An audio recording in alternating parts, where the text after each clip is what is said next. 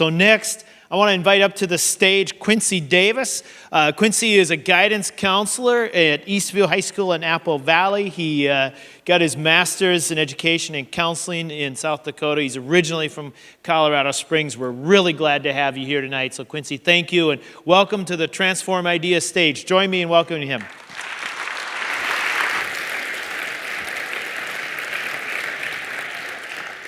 All right, thank you. Can you hear me okay? All right, I feel like with this earpiece on, I'm like in a boy band or something, so I'm not too sure if I should be dancing or talking or whatever. So yes, I'm a counselor at Eastview High School in Apple Valley, Minnesota. And I feel like the role of a counselor has kind of transformed over time. I think for some of you, when you were in high school, as a counselor, when you went to see your counselor, it was probably to maybe talk about what college you were going to or what career you had in mind. But that's definitely transformed over time. As a lot of what I see nowadays is with mental health. So I kind of want to give you a story of one of my students. This happened several weeks ago. We were going on spring break, and I see the student in the hallway, and I see her on a regular basis for mental health. And she sees me, and she's like, "I'm going to Jamaica. Like, this should be the best time of my life." And I'm like, "I'm going to be in Minnesota. I'm going to be cold, so good for you." And you know, she's telling me what she's going to do there and how she's going with another family and everything like that. And then a week goes by, we come back to school, and I see her in the hall. I'm like, "How was Jamaica? What'd you do? And she just has this look on her face, like you could just tell something was wrong. So got her to my office, and she says, I couldn't do it. I couldn't do it. I could not go on the trip. Well, actually, she went on the trip, but she was there for less than 12 hours. Because of all the anxiety that she had. She felt like something bad was going to happen. Self-harm was on her mind. Like, there was just so much going on her mind. And so we're talking through it, and she says, the worst part about it is I wanted to be there so bad, and I put those parents and everybody else in a difficult place, really and truly. And I feel the worst because my mom had to pay $700 for that flight for me to come back. Going there, mind you, for a week to Jamaica was $4,000. So she sat in her room when she returned from when she got back from Jamaica and just pretty much cried the whole time because she wanted to be there. And that's just giving you an insight of what students are going through. That's one of the students I see kind of on an everyday basis, but what other students may be going through who aren't really speaking to that. So. Some anxiety being one of our biggest things at Eastview High School, whether it being like a fear of like just crowds, the school, tests, you name it. I mean, we see almost everything. Depression being one of those, another one, and then we're also seeing that the severity of mental illness is increasing in a lot of these young students. So some things that you might be seeing in young adulthood, you know, when you get to like that 18 to 24-year-old range, you're seeing in like 14 or 15-year-olds. So that's definitely increasing as we kind of go through. And I think a lot of these students are hesitant, and it's getting worse because they're hesitant to get help. And of course it's hard to talk about mental health, especially when you don't want to tell your friends, you don't want to tell your parents about it, but just the stigmas that are associated with it. And so just based off like what's happened within our country over the last couple of years, how we've had all these tragedies take place, and when you turn on the news, the first thing you hear is this person had mental health problem.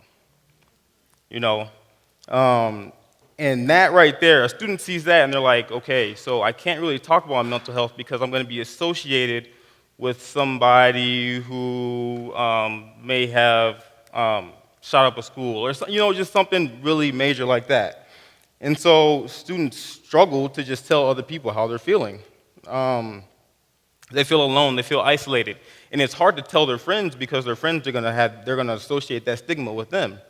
So imagine telling your friend that you're feeling depressed and you're 15 years old. What's your friend probably gonna say?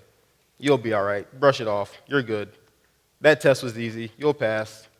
And then they begin to self-stigmatize. So when they begin to self-stigmatize, they hear all those stereotypes, and they're beginning to think that maybe there's no help for me. It's kind of giving them a why try attitude. Why should I get help? Why should I tell my parents? And they begin to internalize that information, and it just gets worse over time and kind of lessens their self-esteem. So I wanted to provide you some data here. Every year at Eastview High School, we give what's called a needs assessment to our students, 9th through 12th grade. This is the data from class of 2017 to class of 2021. And so we tell the students that this is going to be, like nobody else is going to see this information, just your counselor. So I have a small group of students, about 500 students on my caseload, and we tell them to answer these personal questions. And so one of the questions is, I would be interested in speaking with my counselor about the following personal and social topics. Okay. If you look at this, just look how high that is. So coping with pressures from home, friends, about 27%, feeling sad or depressed, 19%, and then there's worry, anxiety at 32%. So those numbers may not seem high, but for every class, those are significant high numbers. In addition to that, there's some of our lower percentages were dealing with grief and loss, which is at 7%, family change, 8%, eating disorders, 3%, cutting or any other forms of self-injury, which is at 3%, and then dealing with peer pressure at 4%. And so while those are important, I feel like these stats are just as important, but they're not high enough. And so what are students doing to kind of grieve or deal with these pressures or their family change or their eating disorders? Where are they getting this help from? And so another kind of survey that we put out there is this was a 2016 Minnesota student survey. And it's only taken by our 9th and 11th grade students. They get it when they get to high school, and then after a couple years, they are able to take that again. And just looking at it, do you have any long-term mental health, behavioral, or emotional problems? Long-term being more than 6 months. And so, as you can see, the 9th grade male, pretty steady as they go into 11th grade. But there was an 8% increase in the female students. And I find a lot of this could be skewed, of course, but as you know, males are not going to talk about their problems. And your wives, everybody knows that in here, right? So males are not going to talk about their problems. And so that can certainly be the issue, but we've seen a lot of it that has to do with social media. So as you're scrolling through Instagram or Facebook or whatever, and you're seeing these body images, and you're like, oh, this person is, I didn't know they had a six-pack. Wow, okay, this person is really healthy. Okay, this person's on the beach. You know, you're comparing yourself to these people, which in turn gives you those depressing thoughts. Another one, over the last 2 weeks, how often have you been bothered or feeling down or depressed or helpless? And so this slide I thought was really significant because you can see that 7% of the 9th grade males say nearly every day. And so 7% may seem like a small number, but with 500 students in the class, 7%, you're looking at about 35 students, 35 students. And so those are the students that we generally see in our offices every day. They're either in inpatient treatment, outpatient treatment, they're just always, we see those students on a regular basis. You look at that 29% for the 9th grade female several days, so we're talking maybe 3 to 4 days a week, and that's 130 students out of a 500 student class. So just think about 140 students out of a 500 student class. So just think of that significance and how many of those students that we see on a daily basis.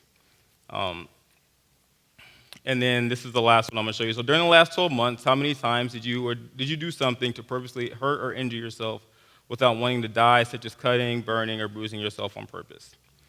And so I thought that this was also pretty significant because while the numbers are really low, I just want to point out, like, looking at that 3 to 5 times. So harming yourself 3 to 5 times in a 12-month period may not seem like as much as the 10 to 19 or 6 to 9, but it's pretty significant for a high school student.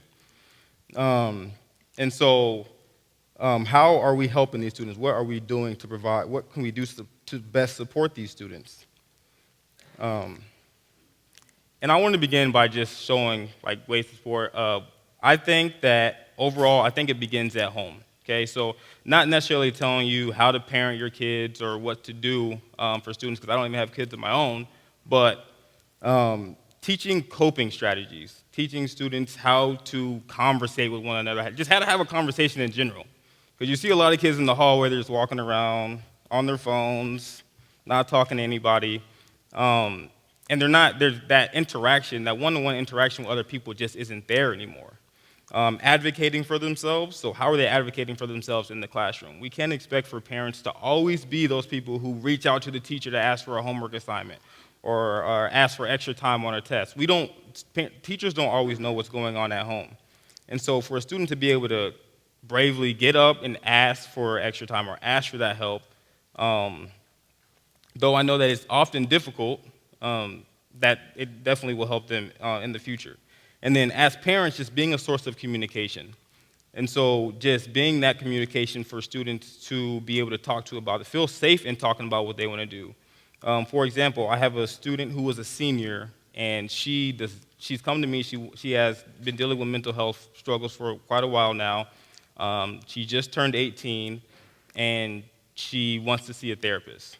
Okay, that's perfectly fine. I can link you up with a therapist, but she doesn't want her parents to know.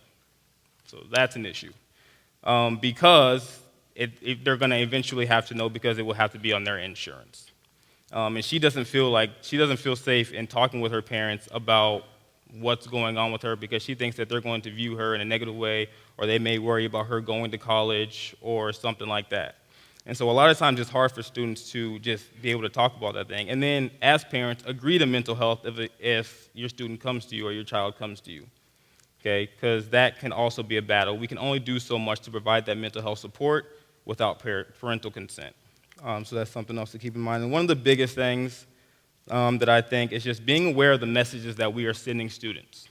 So are we telling students that they need to have a 4.0 GPA with a 33 on their ACT and get into Harvard? Or are we telling students that to try your best? I know you didn't do great on this test, but you'll do better on the next one. All you have to do is study harder. What kind of message are we sending those students? Oops. And then it also begins in the community. So I think that's when the church comes in to place here, because the church can definitely be a source of communication, especially if there is a family who does not have that great of a home life. I understand that not everybody has that great of a home life, so as a church, being that source of communication for families will certainly be beneficial. And then just utilizing community resources. So I've listed some community resources up on the screen there. Change to Chill is one that we use at ESU, and there's more stress and anxiety. MakeItOK.org is one. Treehouse, and then I think there's a need for more mentors. So whether it was within the church, or within the community, I think that we are in a need for mentors to help these students. And then advocate for more resources. And so ESU, we have just over 2,000 students, and right now our counselor caseload is around 500 to 1. And so there's just no way that we can provide support that we need to students who are dealing with anxiety or depression or things like that. We have a school psychologist. We do have co-located services, so we work with Water's Edge and ACP. They bring in therapists to come see our students. We have a nurse, and then we have 2 administrators who generally deal with students who, or assist students who are dealing with mental health struggles. So we don't have much for a school that has over 2,000 students. The American School Counselor Association recommends that a caseload be 250 to 1. So that right there is already off, because we're at 500 to 1. And then the Minnesota average is 723 students to 1. The fourth worst in the country.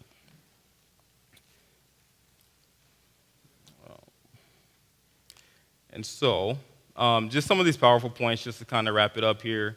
The biggest thing is to get rid of those stereotypes so that people do not feel like they are a burden to somebody or feel like they cannot reach out to somebody for help. More family and community engagement. So being a source of communication, whether as a family or as a church, communicating with the families. providing that support in the schools, so advocating for that support. Not being afraid to get help. That's probably one of the biggest things, is that people are afraid to get help because they're afraid of what people will think about them, how they will be viewed by their peers, so on and so forth. And then just talk about it. That's probably the biggest thing that I can leave you with, is just to talk about it. Being comfortable with being uncomfortable is what I always tell my students you have to be, and if we're not talking about it now, then it's never going to get talked about. I think that mental health is a continuous struggle within the schools, and I think that it's only going to continue to grow. So the more help that we have from the community and from parents and from everyone will just be great. So thank you.